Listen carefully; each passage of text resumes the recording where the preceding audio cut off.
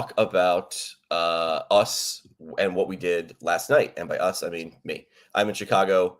I went to this event. There's a photo from it. I am not a great photographer. I feel like anytime if you're like at a cool event and you take a picture, it always looks like there's 3 people at the event. Like I'm just not a good photographer. But this event was full. It was the Health to Tech event. I flew all the way to Chicago for it because I think it's a stunningly simple and brilliant idea. And this guy, Alex, came up with this idea. And he's like a tech CEO. He's got this like startup and he's worked in health tech for like 13 years. Interview coming out with Alex. I interviewed him yesterday before the event. And he's sitting there probably thinking like, hey, how do I get more people who might be like influential to my organization's success?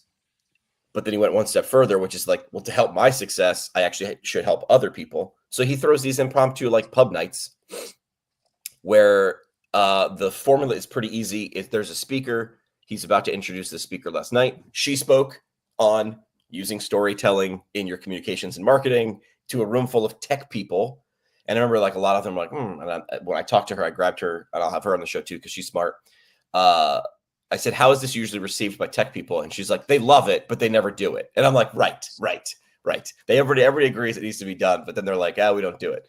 So it was a great event. I loved it. The bumpability, which is what we talk about after the event, was fantastic. The bumpability for this was the people in the room that you want to be bumping into on LinkedIn, except now you're having eye contact. They're handing you their business cards. I got a pile of business cards. Like these are the exact right people you want to be in the room with. And it's anti-LinkedIn, right? Alex goes into why in the interview, why it's really successful and all the reasons that you and I would probably point out. People were starved for in-human contact, in-person contact during COVID. This thing comes back. He has them at like this place called The Yard. Are there places? They told me, the staff there told me they have locations in New York. It's like a cool WeWork. Have you seen this thing? Like a co-op. Yeah, a non-WeWork co-op. Yeah, they're new. The staff was there. It was very nice. It's called The Yard. And I made several milkshake jokes and they did not understand them. I think the staff is too young. I think I have aged out of milkshake jokes. And I'm like, this is great. You guys should have milkshakes. And they're like, oh, yeah, we'll put that on a list. And I was like, ice cream or what? whatever. Yeah, I'm like, because you want to bring more people to the yard. And she was like, yes, yeah. So you can pass our cards out. And I was like, never mind. So I wanted to retell that joke here because at least I got a giggle out of Dave. Anyway, this brings up what this made me think of was, I think the number was 32. Somebody wrote a book called The 32 Immutable Laws of Marketing. And I've talked about them before without ever maybe referencing a list, which is if your thing is big, how can you make it small? If it's small, how can you make it big? If it's visible, how can you make it invisible? Just all the vice versas. I think health to tech events work because they are the opposite of LinkedIn. They are the in-person LinkedIn. Great event. He's doing more of them. There's one coming to New York. I did not want to wait to scope my first one out. That's why I flew to Chicago because I think this is a stunningly great idea. And here's what I want people to do who are in health tech. I don't want you to come. I don't want you to come because I'm going to take all the good vibes and all the meetings for myself. So don't come to these events. Don't go to health2tech.com and see where the events are. So he pretty much does Boston, New York, Philly, DC, Chicago, and then he just rotates. He has different frequencies for different cities. New York, I think he does every month. So if you're in health tech, don't go to these events. They'll be horrible for your career because you'll have way too many people to talk to. So it was a good event. I loved it. Alex, again, kudos to you. Another backstory I'll say before we move to the next topic was he's a Ukrainian refugee. He left during the war. I mean, this guy was like, he could have just done, just survived, but he didn't. He came to the U.S. On a visa, and I don't know. In my opinion, there's no way to measure how many connections he's fostered so far, or how many he'll do in the end. Right? There's really no way to really measure this. But this will be the meeting for several things that will happen and blow up in health tech in the future. It'd be awesome. So that's the event. Kudos to Alex. Episode out soon. See, and this is the beauty of in-person anything compared to virtual anything. And this is why, for multiple reasons, like I always jab Tony because Tony comes up with these like virtual, telehealth, video visits and virtual programs and this and that. Hold on, Tony's not here, so I'll be Tony. Yeah, but Jimmy, I don't want. how did you find out about this? I'm like, on LinkedIn. And he's like, right. Yeah, but now I used to go to these in the city here in New York, through like like Meetup and these different other Yeah. platforms, and it was similar. It was like when I had Initial, and it was like a couple different people would talk about their software companies, or they'd have a speaker or whatever, or they'd have it like an investor that's speaking. There was pitch nights. There were, you That's could a cool like idea. Pitch you night. could submit your startup, your business plan, your mock-ups, whatever. um and there's a huge difference between that. Like I don't want to get too far into it, but like I went to this one. This dude pitched. This was 2014 or 15. This dude pitched, like, it was like the Instagram for health care images. So it was like imaging and things like that. It was called Insight Medi. Long story short, we met in 2014. Andy and we have our honeymoon in Spain in 2015. I messaged him on Twitter, DM on Twitter, like, "Hey, dude, like we met in New York and you pitched, like you didn't win or whatever, like whatever." Like he was hard on himself. I was like, "Dude, that was a great pitch." We met up in Spain a year later, and like we've gone to Spain and Germany multiple times to see him and his family just from one of these events. Like and he'll come to Brooklyn. Him and his family have stayed with us. We're good friends. We just spoke. They're moving somewhere else in Spain right now. You can't do that online. Right. Right. And that's just relationship building, like, peer to peer, colleague to Right. colleague. And this is regardless of price, regardless of insurance. This is, in my opinion, why there is no ultimate value in doing some virtual thing where you're trying to help someone either out of pain, out of an injury, get them back to sport, get them back to, like, there's so many constraints to the virtual. And these are some of the anecdotal non-clinical stories, right? Like that guy Alex has a tech company. You're in a tech company. You have tech offerings, but then you get a room full of technologists that are meeting in person because their whole world is virtual. And then they do this, like, that could have been a Zoom call. Like, why was it in person? You know what I mean? Like, it's just Right. fascinating. Uh, it's fascinating, like the commonalities and the differences of like virtual work or play and in-person work or play or recreation. Now, you're gonna hate the next thing I'm gonna say though. So Alex is all What do about you the got? in-person. Alex is all about the in-person events. He is the one fostering the anti-LinkedIn, right? The in-person LinkedIn. Alex is also a tech CEO. I wasn't planning on doing this. I was going to save it for his interview, but I'll pop it out. This is his product that he has created. So Yod, your online doctor diagnostics, he is creating a tool that you're looking at here if you're watching a live stream. It's like the size. It looks like a one of the handheld thermometers, like the forehead thermometers, right? Yeah, The and it's laser going to ones. diagnose. It's going to diagnose what? So what you do is his goal, his vision is everybody in America or everybody in the world has one of these things that has multiple attachments under their bathroom sink. And when you need to triage, do I go to the emergency room? Is my kid that sick enough? Or they just need to they can write a script. You telehealth, call your doctor. Boom, there's a Zoom call. But now the doctor needs more information. They might need to know temperature. They might need to like look in their ear or your throat. They might need an EKG. I don't know. So he's got this multi-tooled thing that Bluetooths. So now when you plug it in, the doctor's like, all right, mom, like put that in the kid's ear. Oh yeah, that's inflamed. Like, boop, that's an ear infection. Got it. Let's just instead of waiting for 5 hours in the ER, the multiple attachment tool. So it's an extension of the provider used by mom or dad or somebody, not to replace them and not to replace an ER visit. But gosh, if you could knock ER visits down by 20% at 3:00 in the morning. So this is an example of like someone who embraces both. So I don't disagree with you, but in some cases it wouldn't be bad because I've done telehealth to triage my dad, not dragging my dad into a doctor's visit when I didn't need to. So that device, it makes sense to be an extension of a virtual visit, of a telehealth visit, because when you do a telehealth visit, you don't have those components Got nothing to relay to a physician or a nurse practitioner or whoever. NP or a physician assistant or Got a whatever. stethoscope so they can hear the cough. Like, Yeah. that's just cool. So he's at, like, he built a website. It looks beautiful. It's designed well, but like, I'm assuming he, like, has he raised money? Is this even in development?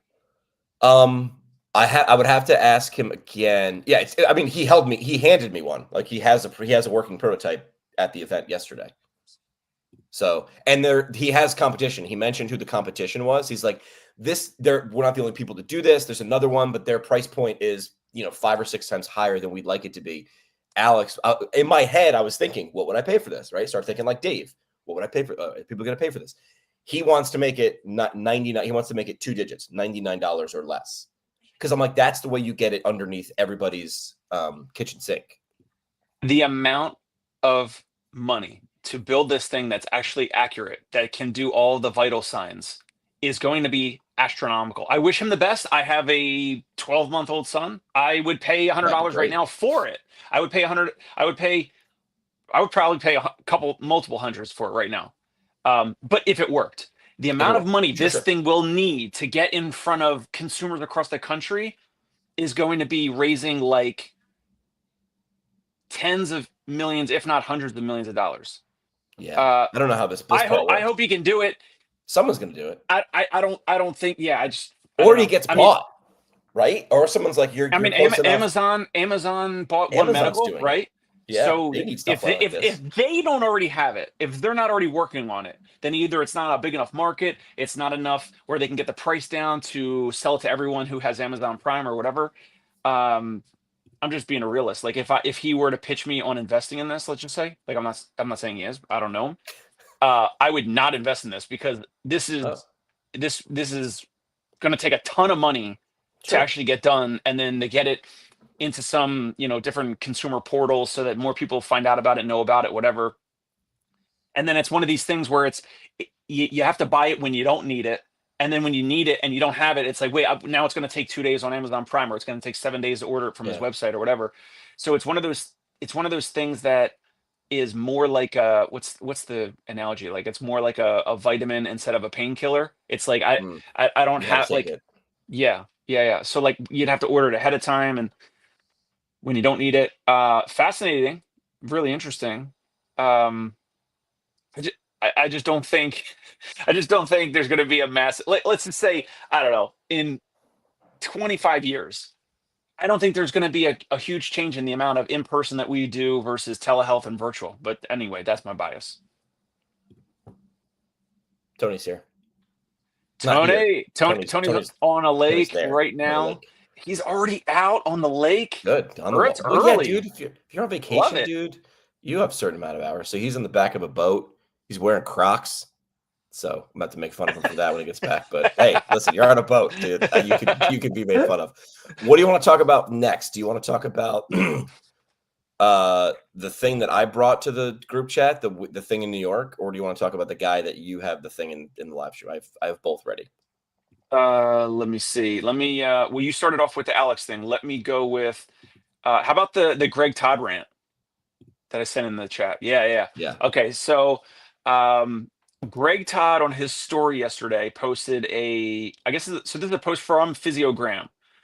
Salary discrepancy. Experienced physical therapist here. Annual billing $340K to $360K. Annual pay $105K. So they're billing $340,000 to $360,000 per year. Sounds like an in-network practice, but could be out of network as well, but probably in-network. Their annual pay, salary compensation, whatever, is $105,000. They just received a generous 0.5% merit-based raise, which honestly felt like someone, and I'm just quoting this post, which honestly felt like someone tossed scraps off the corporate table and called it a reward. I'm curious, maybe the clinic owners, regional managers, VP, CEOs can help me understand the sustainability model here. How is capping a PT's financial growth while squeezing maximum billing from them supposed to work long-term? PTs aren't neither blind nor dumb, and burnout isn't just a buzzword. Would love some insight from the top, preferably someone other than "thanks for all you do" and "pizza for lunch," because pizza, yeah. So this wasn't written. So to be clear, this wasn't written by Greg Todd, but Greg Todd screenshotted it and then was commenting on it.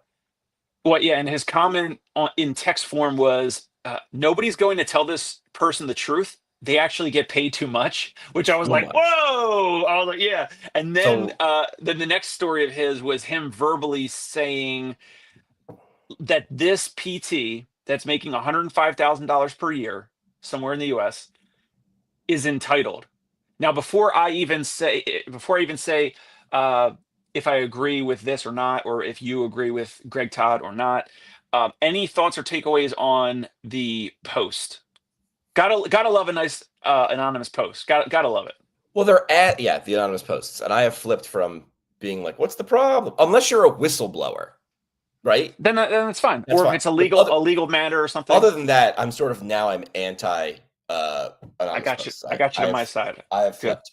So what is my I mean, they're at least trying, because in this post, that's the wrong one. They're trying to like get someone to like say like real information, right? They're saying like someone from a top. I want to hear someone from a top. Except this person's being anonymous and they want someone else to like give them real info. It's like, well, transparency works both ways. But Right. what's the multiple? What is as an owner? 3. So if you want to make $100,000, you have to bring in $300,000 At least, or 3.5. Yeah, Well, which is where they're at. That's what this person's doing. Exactly. Yeah. Okay. Exactly. What's the problem? So here's a couple comments. Like therapists, and I thought I knew as well, but I didn't. Therapists, or it doesn't even matter if you're in physical therapy or healthcare. You're in some other, I don't know. You're in HVAC. You're in, I don't know, pool cleaning, yard maintenance, or whatever you're in, whatever work, sales, like whatever. It's at least 3.5x difference of like what you bring in and then what you're actually paid, whether it's a fixed salary or it's hourly annualized over the year, or salary or a commission based, or what, or some hybrid of some combo of those things. So staff physical therapists, including myself when I was a new grad, or when I was, working with Ed Mearsh and Motion PT and all that, and then they kept growing after I left. I thought I knew, my overall value and the value exchange of what I'm bringing to the table and what I should be making and what I should be getting paid versus what I'm doing. And this therapist and most therapists don't understand how challenging it is and all the costs, all the risk to run a business and a practice, especially if you're in network. Greg Todd said in that verbal, the next slide, he said, when you're billing 340K to 360K per year, that practice might only be making 60% of that. So I don't have a calculator in front of me, but what's that, 200K or something? 60% of what? Of 360 in the window of 340 to 360. You say 350,000. What's 60% of that? 210. 210. So they're making let's $100,000 on you and you paying you 100. Right. So that's like, and any of the denials, any of the bad notes. If the therapist writes a bad note and they're not getting coached on writing better clinical documentation, whatever, the owners and the CEOs and the regional, whatever, whoever owns the practice, the stakeholders, me in my practice, I'm taking the risk. I'm paying you a guaranteed or an agreed upon rate. But if you're not delivering the proper notes, or if there's an issue, if there's something with a patient wants to report us to the board, or try to sue us or whatever, like the owners take all the responsibility, all the risk, and the staff physical therapists take no risk at all because they're being paid a salary or hourly. Some of my therapists actually taking some risk in terms of being paid per visit, but then they might have dips in compensation when people are being discharged, people, our patients and clients are traveling, and they're being paid per visit at a higher rate, but it's not a consistent paycheck, right? So physical therapists, and Tony knows this, Tony would agree, most likely, that therapists are typically fear-based, and they're risk averse, and they want to have like a consistent pay. They want to have a consistent paycheck. 105K. I mean, I know from some insider talks with owners recently in the New York City area, Spear Physical Therapy is paying a lot of their therapists 70, 80, 90K per year to be full-time staff physical therapists in Manhattan, in the New York City area. Now, it doesn't mean that they live in Manhattan. They might live in Queens or Brooklyn or New Jersey. That's a haul then to get in. Right. Like Or they might live uptown. They might live in the, Harlem or the Bronx. I don't know, wherever. But if this staff physical therapist is making $105,000 and they're getting a 0.5% merit-based raise on their base salary, the problem is they're saying, like, I deserve more. Like, why am I only getting paid 105K when I'm billing $360,000 a year? And I don't understand, like, why not look at it as like, how else can I bring value to the practice? Can I bring new referral sources? Can I do more new programs? Can I do what Jimmy did? Can I go and do some of these, tech meetups and maybe, I don't know, start an ergonomic program for all these technologists at all these companies, bring more money to the table, and then say, hey, can I get 25 or 50% of this partnership deal or whatever? Right, Like, right, then right, that's right, right. more money for the staff physical therapist. We know that, reimbursement is capped or declining, and there's no Mhm. wiggle room there. So why fight that? So it's a psychology thing. Number one, you were taught in the brochure that you're going to be a doctor of physical therapy when you walk in this machine. And when you come out, there you are, you have the degree. And then someone goes to US News and World Report and reads rankings of the happiest professions or the best schools or the average salary. And you're like, great, that's what I sign up for. And that is one person's interpretation. Why don't these things happen? Or why, if I bring in $350,000, am I not getting $250,000? 50 to 60% of overhead is wages. So that front desk person that preps every patient or takes a phone call, you have to bring in money to pay for Cindy. Rent and facility. Any of the aides, any of the non-revenue The producing aides. team members, If you billing have people. billing people, we'll get to that. If you have marketing, how'd you get that patient? Did you physically go out and with a sign? No, you didn't. You either paid on someone to run online ads, right? Amen. So Amen. 50 to 60% of total revenue is salaries. Everybody in the room, Yes. whether they are revenue generating or not, they like to get paid because they have to pay rent for their own apartments. Number two, rent and facility costs. It's usually a huge, major fixed cost. Medical spaces, too, are commercial. They are going to be more than the square footage that you're living in. Now, third comes back to the first one, benefits and payroll taxes. I know that like $100,000 is what you look at, but when an employer offers you health insurance, they are paying that. To Dave's credit, he called the next one, billing and revenue cycle management. In-house or outsourced, it's usually a big deal. So saving a point or two or getting a better one is a big deal. So that could be 4 to 7%. I've heard some people doing 10 or 12%. Could you imagine that? 10 or 12. That's not that crazy, but people don't know because people haven't talked about it. Insurance, your EMR, EHR, so technology like that could be like what ballpark EMR costs? $100 per provider, $300. I've heard some wild ranges of EMR costs per provider per month. Yeah, 100. I mean, I think prompt. I've heard prompt nowadays is more expensive. Yeah. But yeah, in that range. So Continuing, overall, we got you see all these things that come to fruition. Yeah. absolutely. Overall, as a review, there's like three main buckets, right? So you said like the personnel and the labor side, right? And that, like you said, 50 to 60%. Call it 55%. You got overhead at around 25%, which only leaves 20% profit. Now, there's not a ton of practices across the country that are even at 20%. So then there's more. You take, maybe they're at 10, 11, 12, whatever, 15%. So the other percentage points there that are not in the profit bucket are already in the personnel bucket or the overhead bucket. Overhead would be the rent, like you said, the utilities, all the fixed costs, the equipment, buying new laptops, buying new treatment tables, building out construction, building, expanding your office, opening up the next office, whatever it is.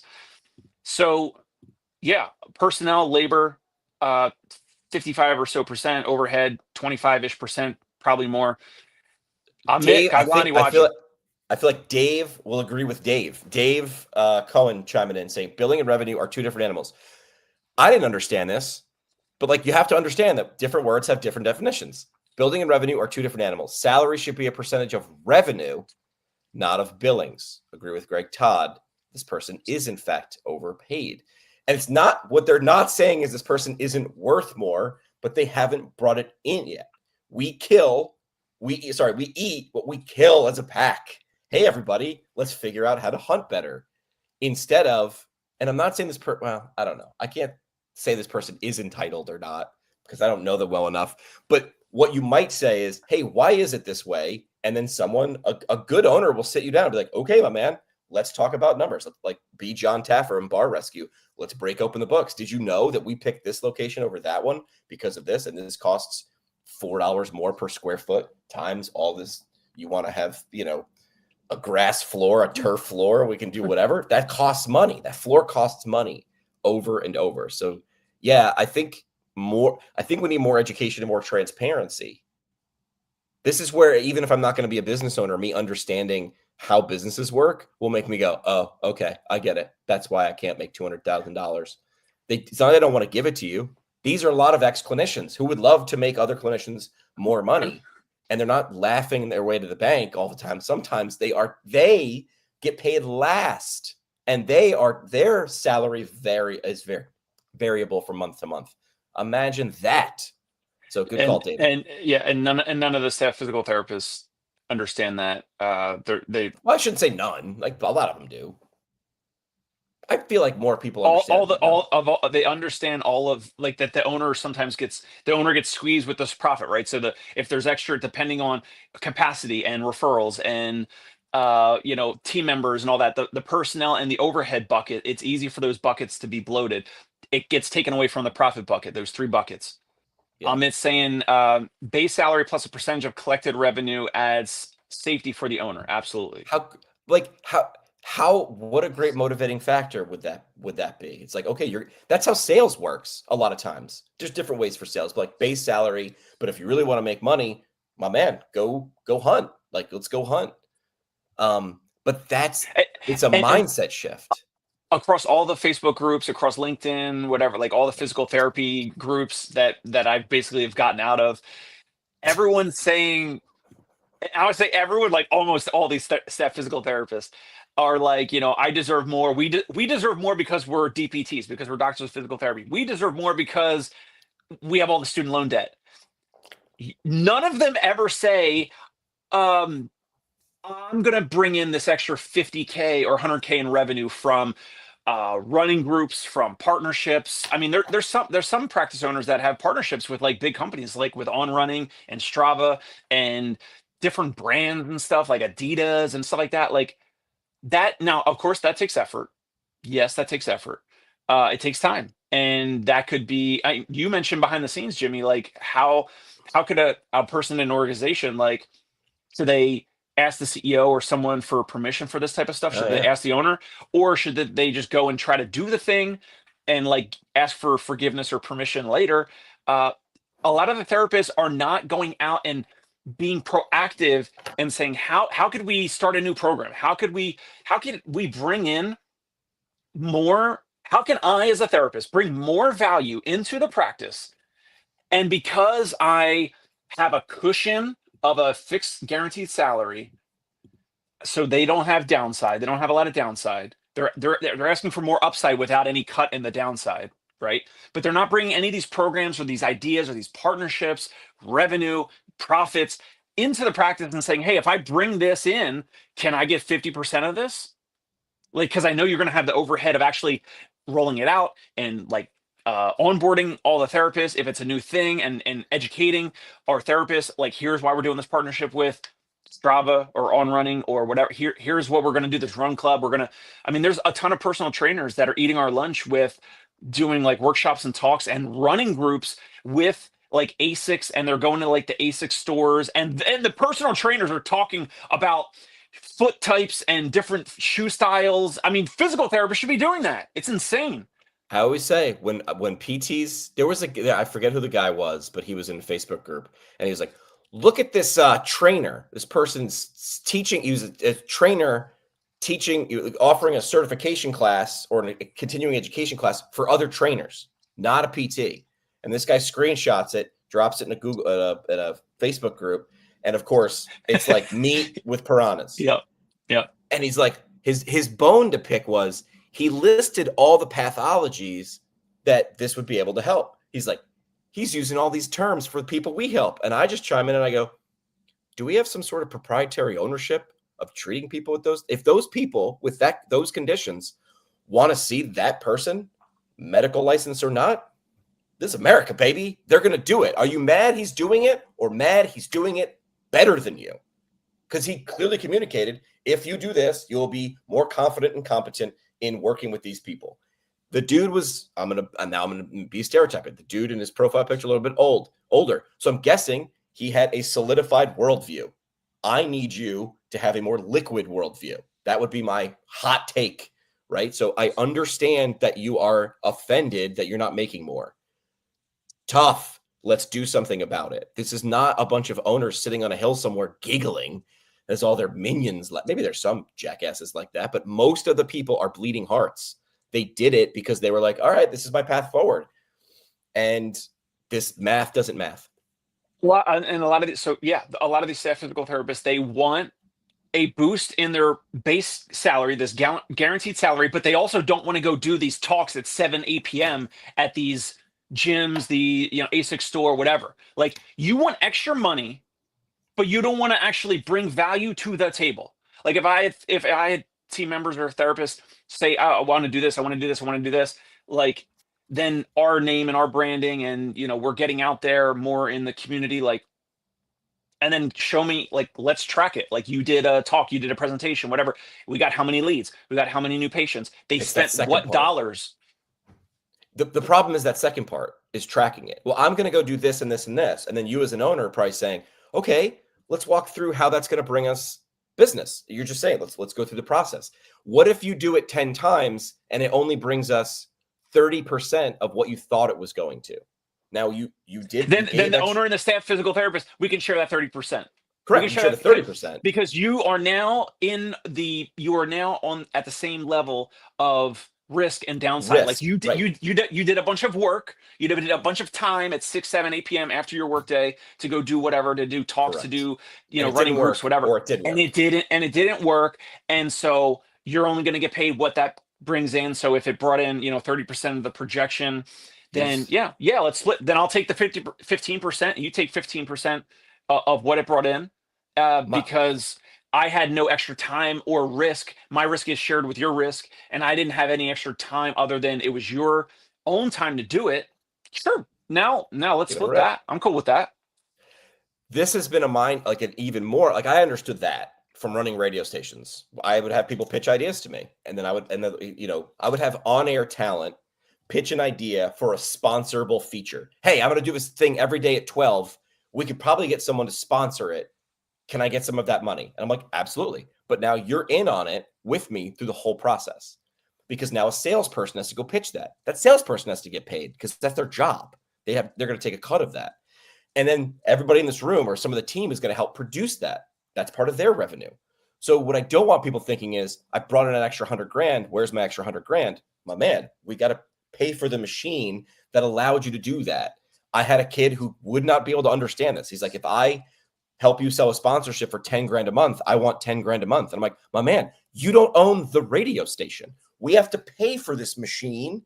Exactly. I love the fact that you're like, what you're thinking, and $10,000 a month. Awesome. I will happily make this part of your job, and you get a cut of that. But dude, I have to keep the lights on while you're doing extra money. No, you're part of it, which means you get part of it. The thing I was going to say was, this has been a cool mindset shift for me in my new job. I'm in partnerships. So it's different than an affiliate code, right? We've all had like, oh, share this affiliate code. That's not what partnerships are. Partnerships are cool. And I'm just starting. I'm 2 months in. Cool. Here's why, though. So I don't want 200 partners working with me, because I look at myself. I'm Jerry Maguire. Help me help you. Show me the money, show me the money, baby. I will. But help me help you is first, which is, I'd like to have, and I'm making up a number, 50 partners. Because once I hit my limit on partners, like Jerry Maguire said, it's not just more athletes, it's deeper connections with fewer athletes. That was the thing that he wrote in his hotel room where I am now. The things we want, the things we think but do not say. That was his thesis. That was his clarion call that got him fired by Moore. What was it? Jerry Moore. So here's how partnerships shifted. Here's maybe how clinicians should look at it. I'm going to facilitate a relationship with someone, right? But then it's your duty after you sign that partnership. It's now 2 ways. So I'm looking to get 25 or 30 partners. And then one day a month is Jimmy's responsibility to get on a call and say, how do we now become successful? I don't expect me to sign a partnership and have that person just go bring me business without me doing a part of it. Now, yes, me paying that person or giving them a fee is part of it. But to me, I like the relationship build part of partnerships, right? Which is not sponsorships. It's not affiliates, not affiliate codes. It's a little bit deeper. It's now that we're in partnership together, my first question should not be how much can you bring me? What can I help you do? Like this guy, Alex, like in theory, if he were to become a partner, I go, great, Alex, you've got a bananas idea in this in-person event. How does Jimmy help you get more people there? How does Jimmy help you? You know, he mentioned he has 2 podcasts. He doesn't have 2 podcasts. He has 2 podcasts just on YouTube. And I'm like, my man, you got to be on Spotify. All your stuff, your interviews are bananas, but let me help you. Help me help you. It's all Jerry Maguire. I'm going to take my entire career in partnerships, all the leadership from Jerry Maguire.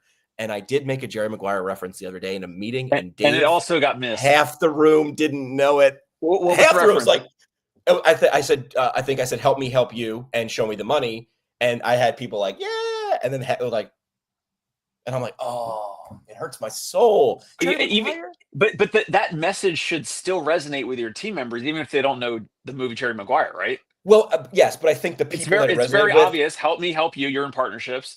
Right, but help me help you is a cliche, but because it was in the movie, it's a emotional cliche. Right. Somebody who understands and agrees. Why don't we think this way?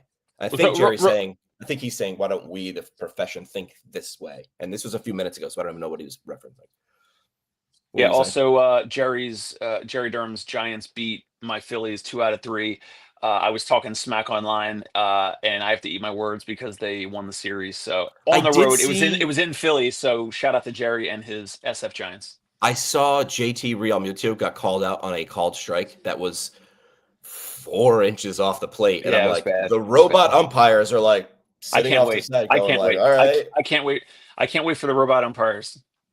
Not robot physical therapists, but I want robot umpires. At least robot umpires helping on, like, didn't we do the whole tap the helmet thing? And is that not happening now? I just want, real quick, I just want a digital home plate. It just lights up green or red. Green like a strike, red for a ball or whatever, or vice versa. But I don't want any, like, I had an issue over the weekend with a game and a bad call in a game with an umpire. I was sliding headfirst into home. I was safe. My whole dugout erupted because I was called out. We don't need human umpires for baseball at any level. Full stop. Full stop. We do. We do need folks like Jimmy in partnerships, though. Partnerships. Help me. Look right in the camera. Help me help you. I found this online. Yes. On LinkedIn, the digital version of networking, because I can't walk around New York City. It's called A Walk in New York. Reinvent your neuro rehabilitation. So, like, right off the bat, love the website. Like, great, makes me intrigued, a little confusing because I'm like, what is it? But then it says a new kind of private practice combining self-balancing exoskeletons, immersive virtual reality, and personalized care. Start your rehab journey. So this is a practice online. There's that free discovery call, which breaks my heart. It's the only way to get in. I couldn't give you money if I wanted. I'd have to do a free discovery call. All right. I'm interviewing the guy or one of the guys behind this or somebody involved with this. And I was trying to figure it out just by looking at the website. It looks like they come to you with an exoskeleton to your house. So it's like concierge care in New York if you are a neurologic physical therapy patient, a patient of neurologic physical therapy. There's no way they're lugging this around to do house calls. There's no way. I thought they were on Park Ave South. I thought it was brick and mortar. I thought it was coming to you. Meet the team. Right there. Hold on. Go back up a little bit. It doesn't say why you should come to us. These things? No, you go back up a little bit. Stroke, spinal cord. These are all conditions. But I thought he said we come to you. Who should come to us? Come to us. I thought the first thing I saw in his LinkedIn post that led me to this a while ago. So this is a good thing, and I'm not busting chops here, Josh. But if you actually bring an exoskeleton to someone, if you lug this thing around, I've been in one of these things. They're cool. They're heavy though, right? But get it, yeah, but you know how it is. Like, I mean, I played with one 2 years ago. By now, they might be like half as light, or I don't know. It might fly at this point. Who knows?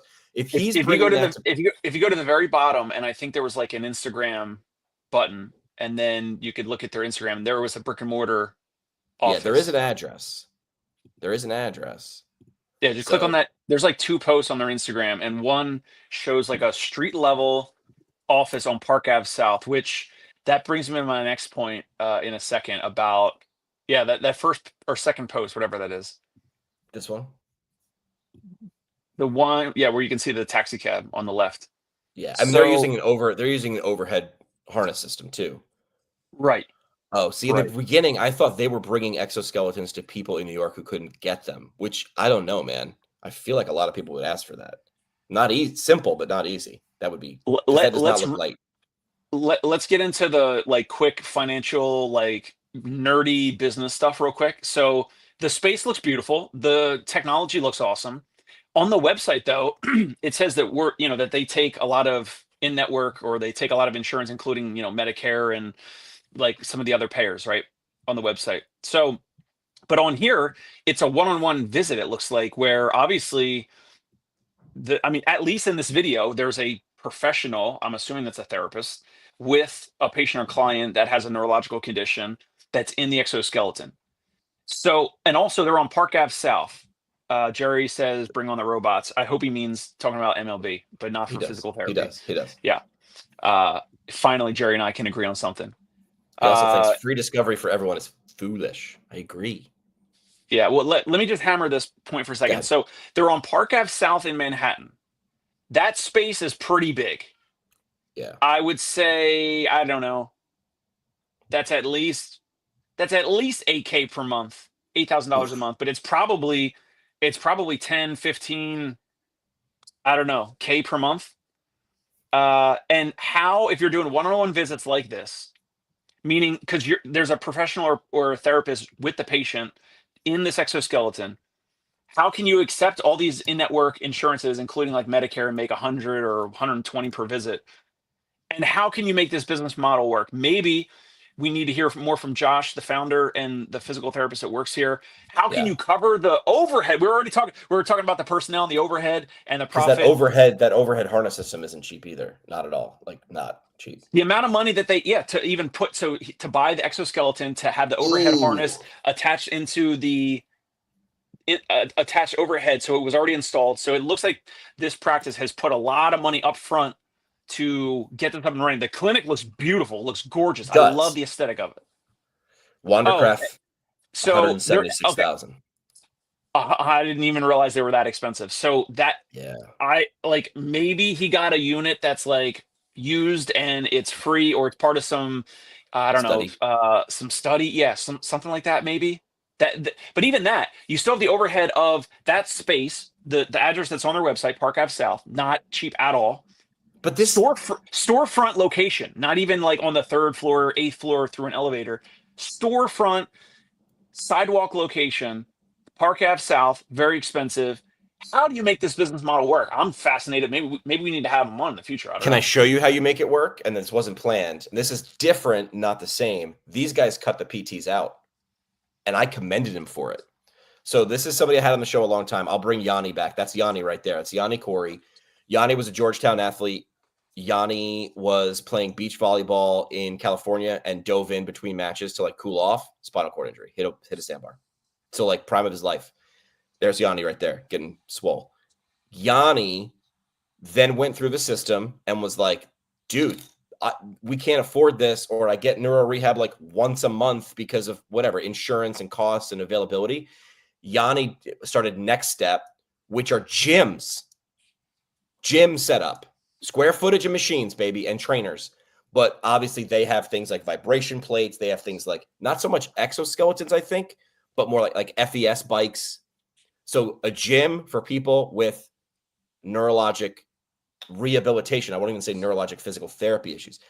And because Yanni was a smart dude and he's like, admittedly, he's like, I have connections. He's like, I'm a Georgetown grad. I got people with insights and connections and money. And getting this to work is still not easy. It's a brilliant idea. Yanni's goal is a gym in one of these in every major city in the US. and then spread. So I want to make sure I'm not dumping on Josh though from Walk in New York. They're doing it. I want to see how, because let's learn, let's steal their good ideas and give it away and see how. But I think next step, this is what Yanni figured out. He went through the system. He saw that Park Avenue South and what's rent, what's an exoskeleton cost. He's like, we're never going to get this. So he starts gyms. Jerry likes I don't know if I'm a fan of doing this type of. I mean, it's different if so it's a gym, but a lot of the electrodes that they're using, a lot of that. I mean, they're using right here. There's 3 people. Yeah, I understand. I understand. Yeah, I understand. It's cheaper labor, basically, right? So they have PTs though, come in and train the trainers. Well, that's I mean, I don't know if I'm a fan of that. I don't know. Well, it's okay. So let's. No, I know. What's better? What's worse? Trainers are smart. We're not geniuses because we have a PT degree. We know some stuff and we can teach some stuff. They only need to know, how much do you need to know to get someone on an FES bike? Well, you need to know where to put those sticky electrodes for like the FES and all that. Rocket science. I passed the test. Anybody can figure this out. Yeah, hey, listen, you're an adult. Don't screw up. And there's insurance. Don't screw up. And we'll fire you if you do. I like it. It's interesting. So I'll get Yanni back on. He did a ride across America. But Tony, you can't do that type of rehab. You can't do that rehab gym online. That can't be virtual. No. Well, here's what you know about Neuro. It's repetitions. That's what they know. Right. He did a ride across America. He rode essentially like a jacked up wheelchair, like an off-road wheelchair across the country to raise money. He's done this multiple times. San Francisco to like DC. Wild. Yanni's like, yes. Yanni's a mess stuff up kind of guy. I like guys like that. Where he's like, I piss a lot of PTs off. He's like, a lot of PTs will find out about us and be like, there's no PTs on staff. He goes, no, you're too, because you want $150,000. And but also the folks that have those neurological conditions, they have a lot of other expenses. They're trying to buy their own FES bikes at home, whatever, and they probably can't afford the one-on-one visits. Pay for it. Exactly. The insurance is like, I'm out. So you could cut different parts of it. They cut the therapist out. It's interesting. Correct. Yeah, we just said the overhead. They cut the most expensive part. You can't do that. They did. They said, fuck you, I will. And they did. And you know who cares? PTs are griping about it. And I'm saying, look at the face of the person who's working out right now. They look pretty damn happy. And what does that do for their entire life and their entire solar system? It shouldn't be that way, but it is. That's where Yanni's like, fine, if you're not building it with me, I'm gonna build it myself. I love stuff like that. He's awesome. All right, what else is on the list? We have 12 minutes. You're up. Let's see. Do you want to? You're up, or you are up? Oh, I was like, you're up. We're going across. How about this? How about this? I sent you we either got the Bo thing or your LinkedIn post about the what do you do in your workplace to foster excellence across your team? You want to do that, or you want to do the Bo thing? Talk about Bo. I'll go find the other LinkedIn post so we have it. So start talking about Bo. I'll go click around to find my LinkedIn post that we're going to talk about. All right, this is physical therapist Dr. Bo Babenko. I screenshotted his LinkedIn post. I'm sorry, this is the Instagram post. And it's got a QR code. It says movement assessment, $199 with his phone number, his email address, and his website. And Bo put in the caption, targeting an older population for movement assessment in person or virtually. Any thoughts, colors, spacing, etc. So Bo, he's a good friend of mine. I love it. He's posting this out there that prospective patients might actually see anyway, but he's asking for help on designing this or our thoughts on this type of a banner flyer for this offer. All right. I'm stuck, and this is probably I feel like an entire episode or a chunk of one in the future should be taking phrases that PTs use and using better one. Because a movement assessment, I understand what you're saying because I'm a PT. I'm worried that people are like, I'm not a dancer. I don't know what a movement assessment is. Like Shirley Sarman in the movement system. I don't know. Words matter, dude. So like, that's why I'm like not making fun of Bo. I think Bo is using phrases that others have used. I'm trying to figure out what a movement assessment is. If I'm even a PT, is it a physical therapy assessment? Is that a treatment, or is it something different? And I think in the public that is confusing. Yeah, I mean, maybe we should hold this for a longer episode, but like your dad had a stroke, right? Like would he say I need a movement assessment, or I want a movement assessment, or would he say like I want a balance better plan, or like a Fix me. walk better, fix me, Fix me. fix my walking? Like what? Yeah, like and that's the thing. I've had therapists get mad at me and write to me because of stuff on my website around like find the root cause of pain, fix the root cause of pain, or like the word fix, and oh well, you can't fix humans. We're not cars. We're not We're not mechanics in broken. cars. We're not broken. But that person feels something is broken. I want to use my Words, target customers' their words. words. I agree. So like Google Ads, I spent a ton of money on, and back in 2016, 2017, like when I first started doing home visits, and they were like, "Oh yeah, we found you guys on Google," and it was like, "Oh cool, like what did you type into Google?" It was it was just like a couple days ago, right? Yeah, reverse They're engineering. like in-home physical therapy, or home physical therapy Manhattan, or home PT in NYC, whatever. So I was like, "Oh, all right."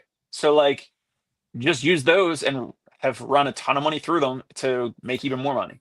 That's what they Google, but when they see concierge pain relief, they go, "Oh yeah, that's what I meant." So it is this wide net to a narrow funnel.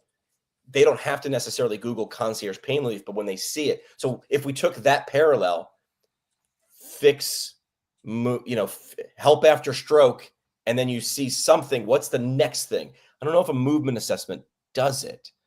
That tells me what you're doing as the therapist. It's not so Bo works with a lot of like active folks.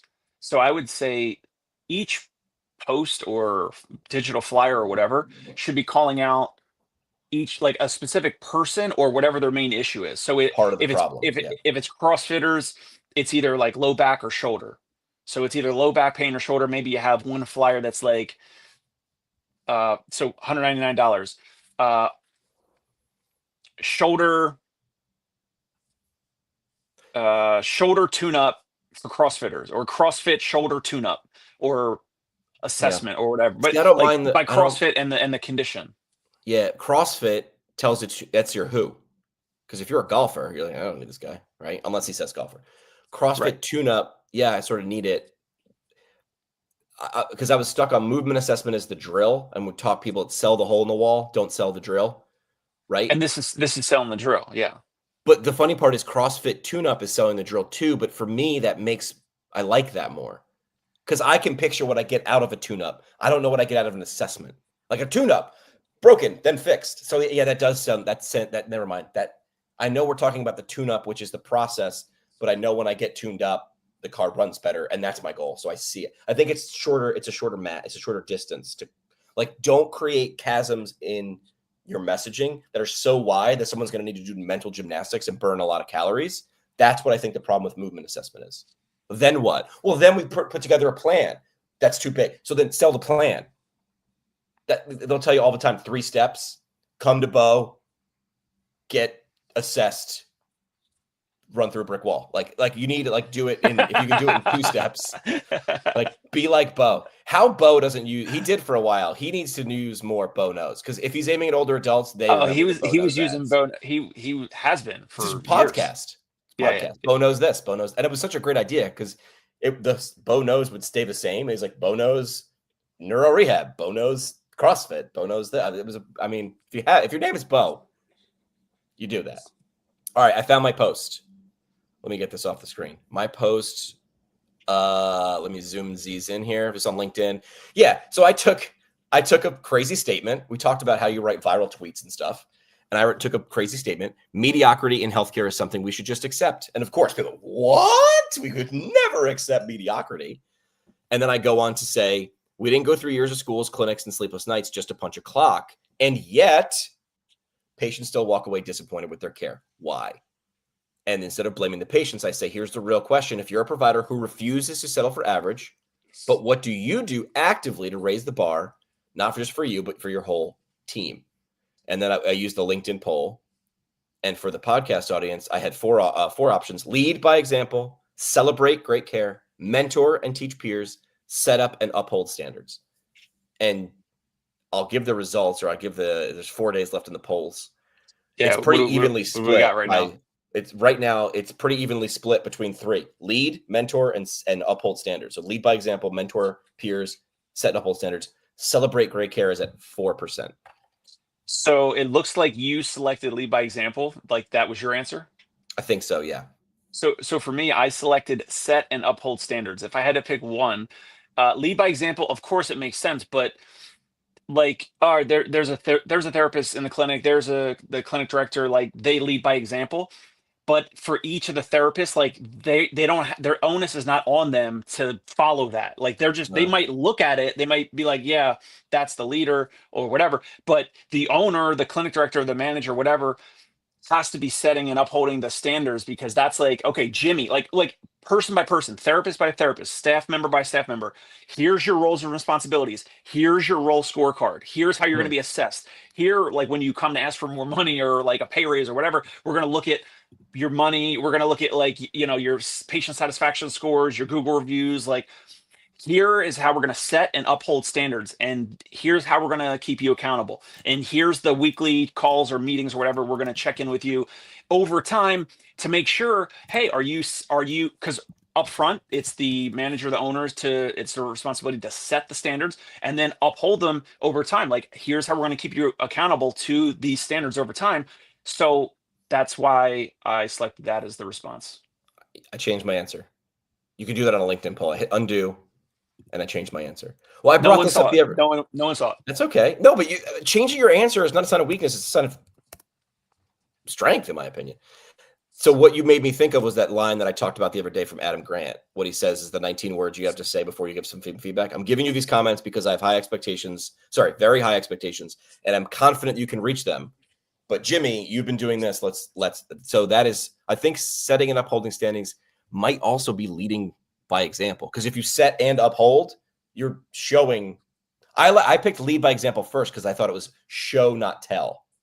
I thought set and uphold felt like tell. And to reinforce it, it's like lead by example is great, but it's like vague. Like there's nothing in like a standard operating procedure where you can be like, like lead by example is subjective. How? Set and uphold standards is Tactical. Objective. You either did it or you didn't do it. Got it. Okay. I changed my answer. All the other stuff is great too. Like they need to be mentored and taught and trained and coached along the way. That's important. And then celebrating great care, like, we have a team meeting and like, Jimmy wrote a Google review about, Dr. Tommy. Like let's read that Google review out loud. Like let's as we're talking like as a team, let's read some of these Google reviews. Let's read some of these comments. Mary, sent us a handwritten thank you note or a card. Like, let's read that out. Let's pass that around. Yes, you want to celebrate great care and the experience that you deliver. If you could only do one, set and uphold standards, because they're repeatable. No doubt. And measurable. Repeatable. And what gets repeatable and measurable. Amen. Okay. All right. 60 seconds. This is good timing. Parting shot. We are crisp today. We are crisp. Parting shots. Let's go back to the Greg Todd thing. I didn't say it earlier if it was not clear. 100% agree with him. I don't know if I have enough information to say that they're overpaid, but I do feel like there's some amount of entitlement there. And the parting shot would be, if you want to be paid more, you have to think of ways. You bring ways to the table, you bring ideas, here's a game plan, here's a strategy. Should I test this out? Should I go do this on my own time, whatever, at nights, weekends, whatever? How can I bring more value to the practice? Can I bring more patients, more revenue, more partnerships, whatever? Physical therapists out there watching, if you're listening, watching, think of that. Bring that stuff to the table. Don't say like you're in this in-network model where everything is capped, so there's no more meat on the bone there. You got to go find meat somewhere else. The meat is at the gym. It's at the running shoe store. It's at the library, maybe, I don't know, the CrossFit gym, wherever it is, at the coffee shops, the yoga studios, the Pilates, other business owners in the area. How can you help the practice owner transfer some of that value? And then they should absolutely be open to giving you a bigger slice of that pie. My parting shot will be Jerry Maguire, right? Help me, help you. Help me, help you. Should be your mindset. Be the agent in Jerry Maguire. Be the partnership guy. When you lead with that, look at Alex from my event last night. Dude's like, I'm going to create a space for others to succeed. And then Alex gets to ride that wave. Like, dude's a smart guy. And then every once in a while, my final parting shot will speak for Tony's. Every once in a while, unplug, do nothing, be on a lake, and be comfortable wearing Crocs. We'll see you guys on Tuesday. Follow Learn Medicare Billing, Dave Kittle show, and PT Pintcast. And maybe we're coming to New York. Are you want to come to the next event with me? It's going to be in New York. In the city? Yeah, let's do it. In the city. We'll do it. All right. Anybody else wants to come?